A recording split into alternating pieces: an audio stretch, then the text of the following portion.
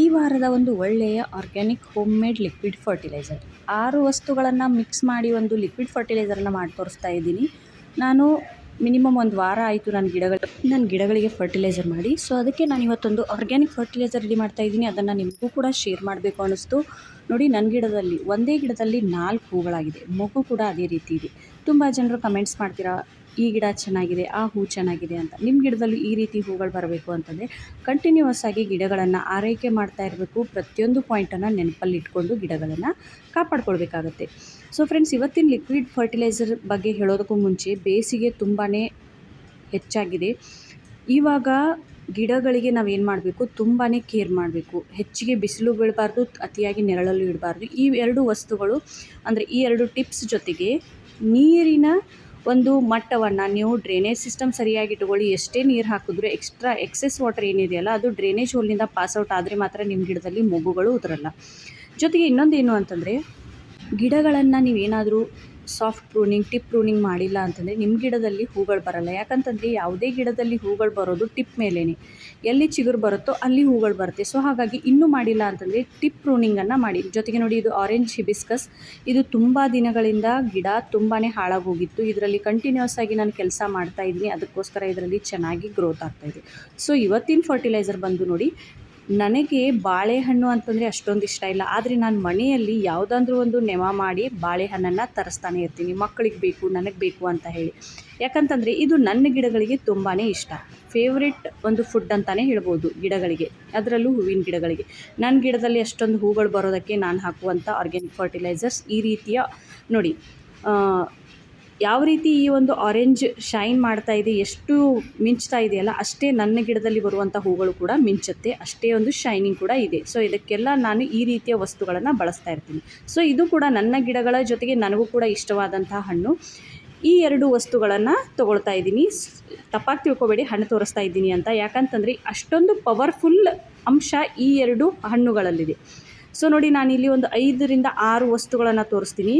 ಇಷ್ಟೇ ನೋಡಿ, ವಿಡಿಯೋನ ಸ್ಕಿಪ್ ಮಾಡಿ ಬಿಟ್ಟು ಹೋಗಬೇಡಿ. ಯಾಕಂತಂದರೆ ಮುಂದೆ ನಾನು ಇನ್ನೂ 3 ವಸ್ತುಗಳನ್ನು ಇದರಲ್ಲಿ ಆ್ಯಡ್ ಮಾಡೋದಿದೆ. ಸೊ ಅದಕ್ಕೋಸ್ಕರ ನಿಮಗೆ ರಿಕ್ವೆಸ್ಟ್ ಮಾಡ್ಕೊಳ್ತಾ ಇರೋದು. ನೋಡಿ, ನಾನಿಲ್ಲಿ ಮೊದಲನೇದಾಗಿ ಬಾಳೆಹಣ್ಣಿನ ಸಿಪ್ಪೆ, ಅಲೋವೆರಾ ಒಂದು 4ರಿಂದ 5 ಎಲೆಗಳು, 2 ಬಾಳೆಹಣ್ಣಿನ ಸಿಪ್ಪೆ, ಒಂದು ಕಿತ್ತಳೆ ಹಣ್ಣಿನ ಸಿಪ್ಪೆ, ಜೊತೆಗೆ ಒಂದು ನಿಂಬೆ ಹಣ್ಣಿನ ಸಿಪ್ಪೆ ಕೂಡ ತೊಗೊಂಡಿದ್ದೀನಿ. ನಿಮ್ಮ ಹತ್ರ ಯಾವುದಿದೆಯೋ ಅದನ್ನು ತೊಗೊಳ್ಳಿ. ಕಿತ್ತಳೆ ಸಿಪ್ಪೆ ಇದ್ದರೆ ತೊಗೊಳ್ಳಿ, ಇಲ್ಲಾಂತಂದ್ರೆ ನಿಂಬೆ ಹಣ್ಣಿನ ಸಿಪ್ಪೆ ಇದ್ದರೂ ಕೂಡ ಓಕೆ. ಆಮೇಲೆ ಈ ರೀತಿ ಆಲೂಗಡ್ಡೆಯ ಪೀಲ್ ಅಂತಂದರೆ ನೀವೇನಾದರೂ ಅದರ ಆಲೂಗಡ್ಡೆ ಸಿಪ್ಪೆನ ತುರಿದು ತೆಗೆದಿದ್ರೆ ಅದು ಜಾಸ್ತಿ ಇದ್ದರೆ ಅದನ್ನು ತೊಗೊಳ್ಳಿ. ಇಲ್ಲ ಅಂತಂದರೆ ಒಂದು ಅರ್ಧ ಆಲೂಗಡ್ಡೆನ ತೊಗೊಂಡ್ರೂ ಓಕೆ. ಜೊತೆಗೆ ಒಂದು ಅರ್ಧ ಬೀಟ್ರೂಟನ್ನು ತೊಗೊಳ್ತಾ ಇದ್ದೀನಿ. ಈ ಬೀಟ್ರೂಟ್ನಲ್ಲಿ ಮೈಕ್ರೋ ನ್ಯೂಟ್ರಿಯೆಂಟ್ಸ್ ಹೇರಳವಾಗಿರುತ್ತೆ. ಸೊ ಅದಕ್ಕೋಸ್ಕರ ಈ ಇಷ್ಟು ವಸ್ತುಗಳನ್ನು ತೊಗೊಂಡು ಇದರಲ್ಲಿ ನೋಡಿ, ನಾನು ಬೇವಿನ ಎಲೆಯನ್ನು ತೊಗೊಳ್ತಾ ಇದ್ದೀನಿ. ಒಂದು ಹಿಡಿಯಷ್ಟು, 2 ಮುಟ್ಟಿಗೆಯಷ್ಟು ಅಂತಂದರೆ 2 ಕೈಯನ್ನು ಕೂಡಿಸಿದಾಗ ಎಷ್ಟು ಎಲೆ ಬರುತ್ತೋ ಅಷ್ಟು, ಅಥವಾ ಒಂದು ಬೌಲ್ ಅಳತೆಯಲ್ಲಿ ನೀವು ಬೇವಿನ ಎಲೆಯನ್ನು ತೊಗೊಳ್ಳಿ. ಇದು ಮಣ್ಣಿನಲ್ಲಿರುವಂಥ ಫಂಗಸ್, ನಿಮಟೋಡ್ಸ್ ಅಂತ ಏನು ರೋಗ ಬರುತ್ತಲ್ಲ ಅದನ್ನು ಸರಿಪಡಿಸುತ್ತೆ. ಜೊತೆಗೆ ಈ ಬೇವಿನ ಎಲೆ ಗಿಡಗಳಿಗೆ ಬೇಸಿಗೆಯಲ್ಲಿ ತುಂಬಾ ತಂಪನ್ನು ಒದಗಿಸುತ್ತೆ. ಹಾಗಂತ ಬೇರೆ ವಸ್ತುಗಳು ತಂಪನ್ನು ಕೊಡಲ್ಲ ಅಂತಲ್ಲ. ಅಲೋವೆರಾ ತಂಪು ಒದಗಿಸುತ್ತೆ. ಬಾಳೆಹಣ್ಣಿನ ಸಿಪ್ಪೆಯಲ್ಲಿ ಕೂಲಿಂಗ್ ಸೆನ್ಸ್ ಇದೆ. ಜೊತೆಗೆ ನಿಂಬೆ ಹಣ್ಣಿನಲ್ಲಿದೆ, ಸಿಟ್ರಸ್ ಫ್ರೂಟ್ ಆದಂಥ ಕಿತ್ತಳೆ ಸಿಪ್ಪೆಯಲ್ಲಿದೆ, ಬೀಟ್ರೂಟ್ನಲ್ಲಿದೆ. ಹಾಗಾಗಿ ಈ ಎಲ್ಲ ವಸ್ತುಗಳಲ್ಲೂ phosphorus, potassium, calcium, iron, zinc, boron ಎಲ್ಲ ರೀತಿಯ ಮೈಕ್ರೋನ್ಯೂಟ್ರಿಯೆಂಟ್ಸ್ ಇದೆ.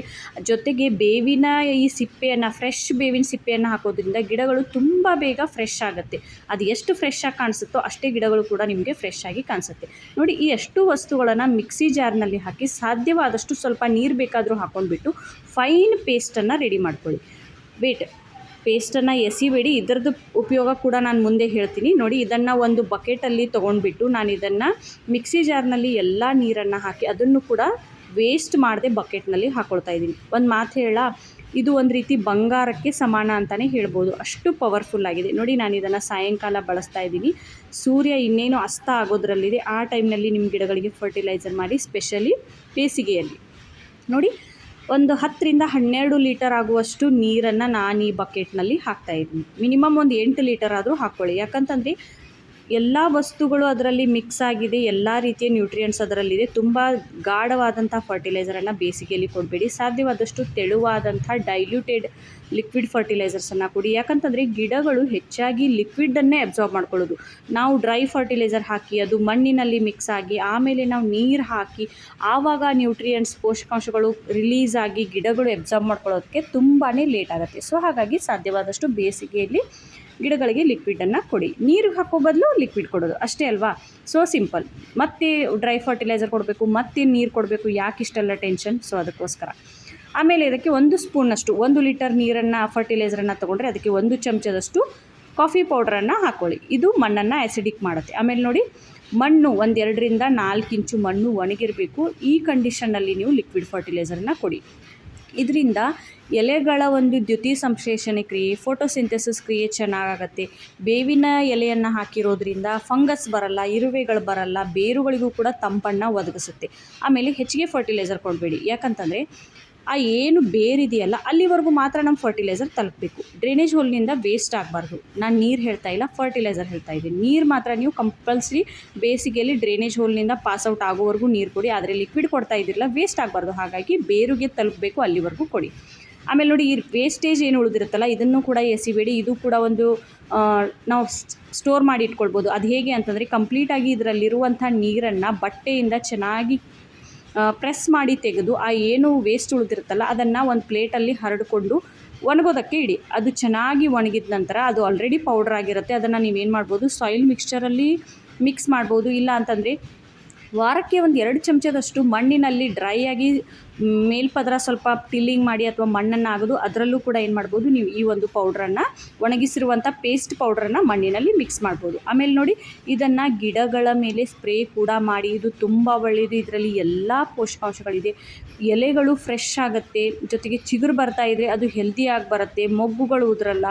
ಮೊಗ್ಗುಗಳು ಚಿಕ್ಕದಾಗಿರುವಂಥ ಮೊಗ್ಗುಗಳು ಇದನ್ನು ತುಂಬ ಬೇಗ ಇಂಟೇಕ್ ಮಾಡ್ಕೊಳ್ಳುತ್ತೆ. ಮೊಗ್ಗಿನ ಮೇಲೆ ಯಾವುದೇ ರೀತಿಯ ಕೀಟಗಳು ಅಟ್ಯಾಕ್ ಆಗಲ್ಲ. ಯಾಕಂತಂದರೆ ಇದರಲ್ಲಿ ಬೇವಿನ ಎಲೆಯನ್ನು ಮಿಕ್ಸ್ ಮಾಡಿದ್ದೀವಲ್ಲ ಅದು, ಆಮೇಲೆ ಕಾಫಿ ಪೌಡ್ರ್ ಎರಡೂ ಕಹಿಯಾಗಿರೋದ್ರಿಂದ ಇದು ಕೀಟಗಳಿಗೆ ಇಷ್ಟ ಆಗಲ್ಲ. ಕಾಫಿ ಪೌಡ್ರನ್ನ ತೀಕ್ಷ್ಣವಾದಂಥ ವಾಸನೆ ಯಾವುದೇ ಕೀಟಗಳಿದ್ರೂ ಕೂಡ ಅವುಗಳಿಗೆ ಅಸಹನೀಯ. ಹಾಗಾಗಿ ನೋಡಿ, ಇದೊಂದು ಗುಲಾಬಿ ಗಿಡ, ಬಟನ್ ರೋಸ್, ಇದು ಕಂಪ್ಲೀಟಾಗಿ ಸಾಯೋದಕ್ಕಿತ್ತು. ಆದರೆ ಇದನ್ನು ನಾನು ಇದೇ ರೀತಿ ಕಂಟಿನ್ಯೂಸ್ ಆಗಿ ಕೆಲಸ ಮಾಡಿ ಅದನ್ನು ಬದುಕಿಸ್ಕೊಂಡು ಅದರಲ್ಲಿ ಮೊಗ್ಗು ಹೂ ಕೂಡ ಬರ್ತಾ ಇದೆ. ಸೊ ಡಿಸಪಾಯಿಂಟ್ ಆಗಬೇಡಿ. ತುಂಬ ಜನ ಡಿಸಪಾಯಿಂಟ್ ಆಗ್ತೀರ, ನಮ್ಮ ಗಿಡದಲ್ಲಿ ನರ್ಸರಿಯಿಂದ ತಂದಿರುವಂಥ ಗಿಡಗಳು ಒಣಗುತ್ತೆ ಅಂತ. ಸೊ ಆ ರೀತಿ ಏನೂ ಇಲ್ಲ. ನಾವು ಶ್ರಮ ಪಟ್ಟರೆ ಖಂಡಿತ ನಮಗೆ ಫಲ ಸಿಗುತ್ತೆ.